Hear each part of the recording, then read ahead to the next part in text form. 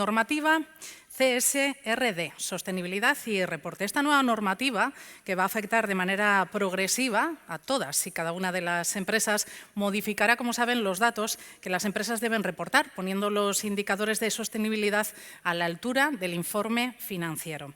Las principales claves de este cambio y también esos nuevos indicadores los vamos a conocer a continuación gracias a la participación de Marga de Rosselló, socia de Sostenibilidad y Cambio Climático en PricewaterhouseCoopers. Marga, cuando quieras, tuya es la palabra. Muchas gracias.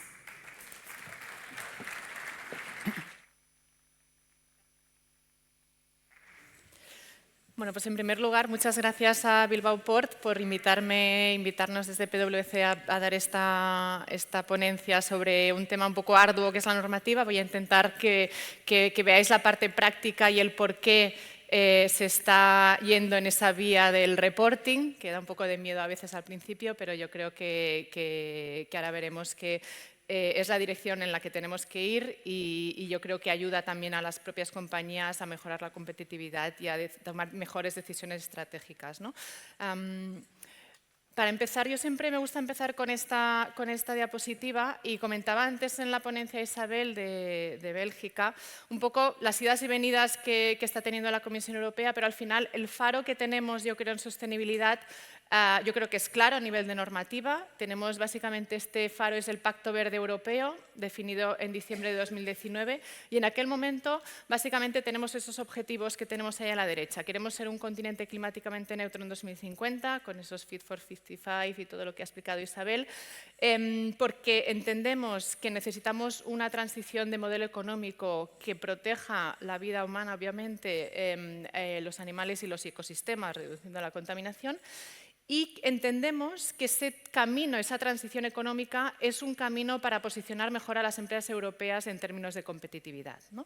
Y esa transición ayudará a todas las empresas que estamos aquí en la Unión Europea a convertirnos en líderes de productos sostenibles. Y esa transición no solo es medioambiental, a pesar de que se llame Pacto Verde Europeo, sino que también es una transición social de no dejar a nadie atrás. Hay una parte social que en todas estas normativas también tiene un trasfondo de que se tiene que hacer siempre no olvidando la parte social y la medioambiental, van de la mano siempre junto con la económica. Entonces, aquí vemos que hay una serie de paquetes normativos definidos bajo ese Pacto Verde Europeo y a partir de 2019, de hecho antes ya se empezaron a definir diferentes paquetes normativos. Se han hablado, por ejemplo, antes de temas de ambición climática. Tenemos una ley de clima europea con esos objetivos de reducción y eficiencia energética en edificaciones, etcétera.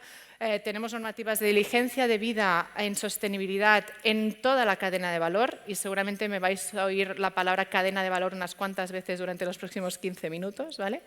Hay mecanismos también para asegurar esa competitividad de las empresas europeas, por ejemplo, uno de gravar en frontera de empresas que fuera de la Unión Europea que no tengan estas normativas en sostenibilidad tan estrictas, pues puedan como mínimo no ser perjudicadas y que otras empresas de fuera que estén importando tengan esas tasas en frontera en la Unión Europea, como en la tasa del CBAM de CO2, para que se iguale como mínimo a las empresas que lo estamos haciendo bien en la Unión Europea. Paquetes de economía circular, la circularidad, comentaba antes Peter, pues uno de los ejes claros de la transición y el rol que pueden jugar los puertos aquí también en el movimiento de materiales, pues es, yo creo, clave también en el futuro.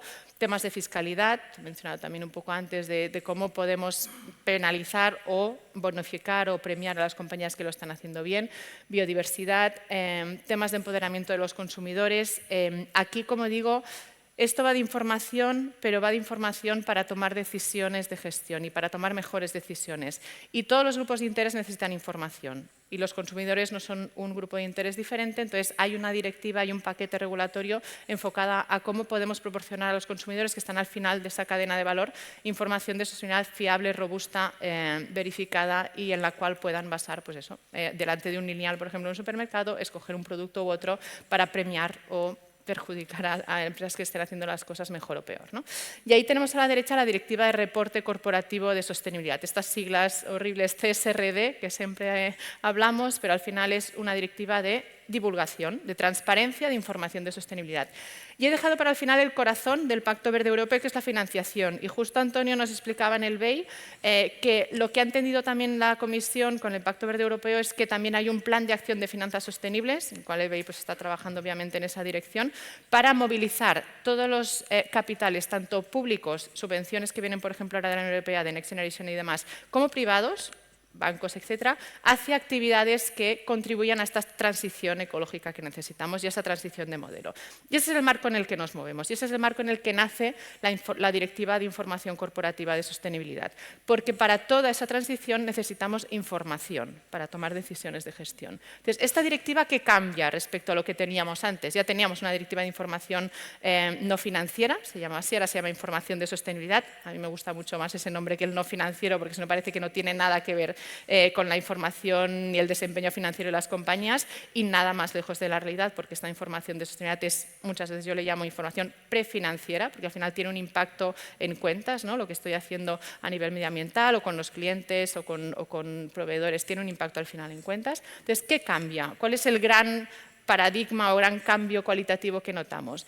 Va a haber, con la nueva directiva, hay una ampliación significativa de las empresas afectadas, ¿vale? Que en España no se nota tanto porque la directiva ya afectaba a empresas de más de 250 empleados, más de 40 millones de facturación a 25 millones de activo, pero al final la directiva es solo homogeneizada en el resto de Europa y con un alcance progresivo a partir de este año y el año que viene, pues estas empresas van a tener que empezar a dar información y, como digo, la gran diferencia también es información no solo de las operaciones propias, sino de las operaciones de la cadena de valor. Y aquí me paro porque los puertos estáis en una posición clave, yo creo, en las cadenas de valor de prácticamente, yo diría, el 100% de las compañías, porque sois una pieza en la cual, pues como decíamos antes en el portal, por ejemplo, que presentaban, esa huella de carbono que el puerto, el movimiento de contenedores, por ejemplo, genera y demás, es parte de la huella de carbono de todos vuestros clientes o de todas las empresas o mercancías que pasan por el puerto, ¿no? Entonces, lo que cambia radicalmente es esa visión de cadena de valor. Hay que reportar ya no solo lo que depende de mi compañía, sino lo que depende de toda mi cadena de valor, ¿vale? Y empezar a colaborar y buscar esa información en toda la cadena de valor. Se incrementa el contenido de la información. Hasta ahora teníamos una información y ahora vamos a ver, os explicaré un poco en la siguiente diapositiva qué tipo de información, pero básicamente se amplía bastante el número de indicadores o contenido de información a divulgar, ¿vale?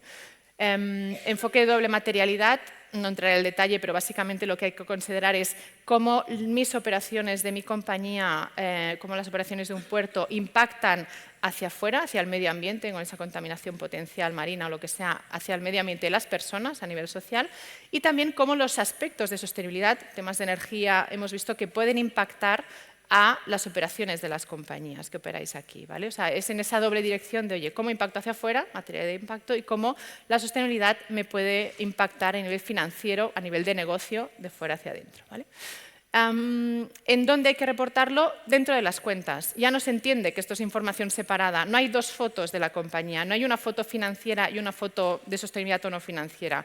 Esto va dentro del paquete legal de información de cuentas anuales con la información financiera y no solo eso, sino que la conectividad, la conexión entre la información financiera y la sostenibilidad cada vez va a ser mucho mayor. O sea, esos impactos que muchas veces intuimos y son difíciles de tangibilizar de cómo un tema de medio ambiente, pues un tema energético, un tema de materiales, un tema de me impacta en la cuenta de resultados, en mis beneficios al final de mes, eso cada vez va a ser más transparente y va a haber que cuantificarlo mucho más. Y hay indicadores, por ejemplo, que hablan de los efectos financieros actuales y anticipados de los temas de sostenibilidad, efectos en cuentas, en información financiera, ¿vale? Diferencia también importante, el cómo. Va a ser información que en principio la directiva prevé que sea etiquetada digitalmente, con lo cual esa información va a ser mucho más fácilmente accesible para poder hacer, por ejemplo, benchmark, para poder ver cómo estamos todos a nivel europeo evolucionando, todas las empresas que estamos aquí, con lo cual esa transparencia, accesibilidad de la información va a ser mucho mayor que la que tenemos ahora. Simplemente pues, se publica en la página web de la compañía o en el registro mercantil. Eso va a ser un acceso directo electrónico y digital. La responsabilidad también cambia, o sea, se incrementa la responsabilidad de que esa información que tú presentas con tus estados financieros la tiene que formular el Consejo de Administración de la compañía. Y para la información de sostenibilidad es exactamente lo mismo, ¿no? Y la auditoría, también la auditoría va a ser obligatoria para todas las compañías a nivel europeo. La auditoría de esta información, como digo, la robustez de que estos indicadores de huella de carbono, de brecha salarial de empleados, de formación, etcétera, tienen que estar verificados por un externo independiente con un nivel de aseguramiento que en un primer momento es un poquito menor que el de las cuentas anuales, la información financiera, pero que en pocos años, en 2028, seguramente ya estaremos equiparados al nivel de la información financiera. Y esos son básicamente las principales diferencias. ¿Qué tenemos que reportar? ¿Qué nos pide la directiva reportar? Pues básicamente nos pide reportar, y aquí también yo creo que es un salto también bueno de la nueva directiva, es que lo que nos pide reportar va a ser estándar y homogéneo en toda la Unión Europea. O sea, el marco de reporting, el plan general contable de lo que tengo que reportar en sostenibilidad, está claro, son estas European Sustainability Reporting Standards o normas europeas de información de sostenibilidad, SRS o NEIS, que ya están publicadas, ya están en vigor, es un reglamento europeo de aplicación directa en todos los Estados miembros y ya nos marcan un poco por dónde va a ir la información. Y aquí básicamente tenemos diferentes estándares. Estos estándares de momento aplican a cualquier empresa de cualquier actividad, ¿vale? De cualquier sector de actividad, y va a haber diferentes desarrollos sectoriales de estándares o información sectorial a divulgar y, por ejemplo, hay un primer set que será transporte por carretera, se da prioridad a esa parte de transporte por carretera y un segundo set que va a resto de transporte, con lo cual es posible que en los próximos 2-3 años veamos incluso información mucho más específica, por ejemplo, de la actividad de un puerto que tenga que ser divulgada de una manera, como digo, estándar y homogénea en toda la Unión Europea por parte de las empresas europeas. Y como veis, hay estándares generales de contenidos generales de modelo de negocio de la compañía, etcétera, y luego hay 5 estándares de medio ambiente, con los temas básicos de nuestros objetivos medioambientales europeos, cambio climático, contaminación, agua, recursos marinos, biodiversidad y economía circular. Hay 4 sociales, uno de personal propio, el segundo ya veis que habla de un estándar específico de trabajadores de la cadena de valor. O sea, ya no son solo mis propios trabajadores, sino los trabajadores que me están trayendo las mercancías a mi fábrica o me están trayendo las materias primas o están llevando mis productos hacia los consumidores. Esos también tendremos que reportar al respecto. Colectivos afectados o consumidores y usuarios finales y un último estándar de ética empresarial, conducta empresarial, gobierno corporativo. Entonces, debajo de todos estos estándares hay una serie de data points que se llaman indicadores a reportar y, como digo, vale la pena mirarlos en detalle porque la profundidad sobre todo y el cambio respecto al anterior es precisamente esa visión de cadena de valor y sobre todo ligar muy bien qué impactos, riesgos y oportunidades en términos de sostenibilidad tiene mi compañía y eso cómo lo estoy gestionando. Porque estos estándares básicamente siguen estos 4 pilares, la estructura de estos 4 pilares básicos de, en primer lugar, dime la gobernanza, o sea, los temas de sostenibilidad, cómo los estoy supervisando, quién toma las decisiones, cómo toma las decisiones en relación con la sostenibilidad en la compañía. La parte del pilar de gobernanza, luego el pilar de estrategia, tengo que divulgar, tengo que explicar cómo los temas de sostenibilidad están integrados en mi estrategia de negocio, en mi modelo de negocio y cómo esos impactos, riesgos u oportunidades que yo haya evaluado como materiales tienen una traslación en mi estrategia, modifican mi estrategia para aprovechar oportunidades, por ejemplo, o para mitigar riesgos o para mitigar impactos que pueda tener. Y luego el siguiente pilar es cómo estoy gestionando todos esos impactos, riesgos y oportunidades. Como digo, ¿qué estoy haciendo para aprovechar las oportunidades de la sostenibilidad o qué estoy haciendo para mitigar impactos o riesgos? Y entonces es divulgar qué políticas estoy haciendo al respecto y baja muy al detalle de concretamente qué planes de acción tengo, asignación de recursos para llevar a cabo esas políticas. No solo es tengo una política de mejora medioambiental, sino que tengo una política y tengo este plan con estas acciones muy detalladas que van a contribuir a este objetivo de reducción muy detallado y esa concreción yo creo que también es el cambio respecto a lo que teníamos antes. Y el último pilar, por último, es métricas y objetivos. Al final es esos 4 pilares de cómo estoy gobernando la sostenibilidad en la compañía, cómo eso se integra en el modelo de negocio, en la estrategia, cómo gestiono y cómo interpreto mis impactos, riesgos y oportunidades y qué métricas me demuestran cómo lo estoy gestionando. Una métrica, por ejemplo, es huella de carbono, alcance 1, 2 y 3, otra métrica, pues, brecha salarial, otra métrica es formación, etcétera. ¿Qué métricas tengo y qué objetivos también me marco? Porque lo que pretende al final toda esta normativa de divulgación es un cambio en la gestión. O sea, es una normativa de comportamiento indirecto. Al final, mediante la divulgación y la transparencia nos están obligando a movernos a las compañías hacia una gestión mucho más integrada de la sostenibilidad y a que todas contribuyamos a esos objetivos de mejora, como digo, medioambiental o social que tenemos en la Unión Europea.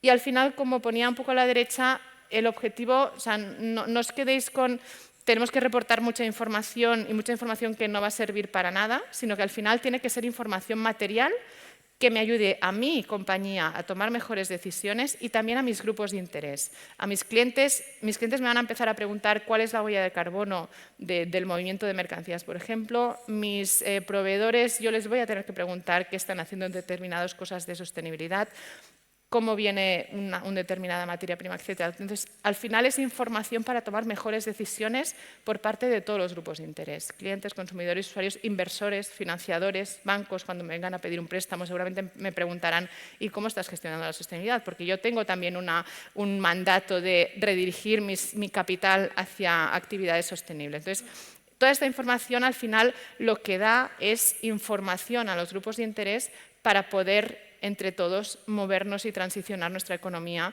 y ganar de esa manera competitividad a nivel europeo. Esa es un poco la idea y el trasfondo, la filosofía que hay detrás de esta directiva de CSRD, de información de reporte de sostenibilidad de las compañías.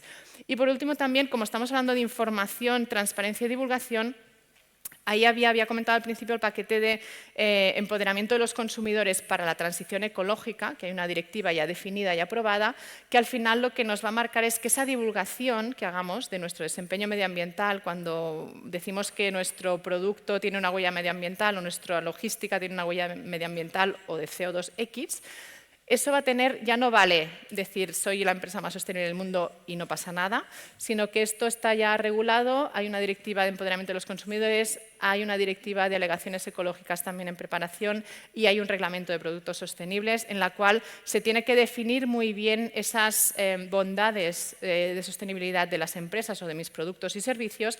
Va a estar todo mucho más reglado, va a tener que ser mucho más robusto y va a tener que estar verificado por externos independientes, etcétera, porque, como digo, es información sobre la cual tomaremos mejores decisiones de gestión entre todos. Entonces, esa información tiene que estar, pues, ser rigurosa y evitar el greenwashing que muchas veces hemos visto por parte de diferentes actores a nivel europeo y mundial. Y con esto un poco acabo mi ponencia. Es que ricasco la organización y espero que os quedéis con la idea de que es una oportunidad de aflorar información para gestionar mejor los aspectos de sostenibilidad y aprovechar oportunidades. No es una burocracia que nos viene y nos viene aquí el tocho del reporting y ahora tengo que hacer un informe, sino que sea un informe que aporte información material, porque si realmente no se va a usar el dato, pues a lo mejor es que no tengo que reportarlo. Pues muchas gracias.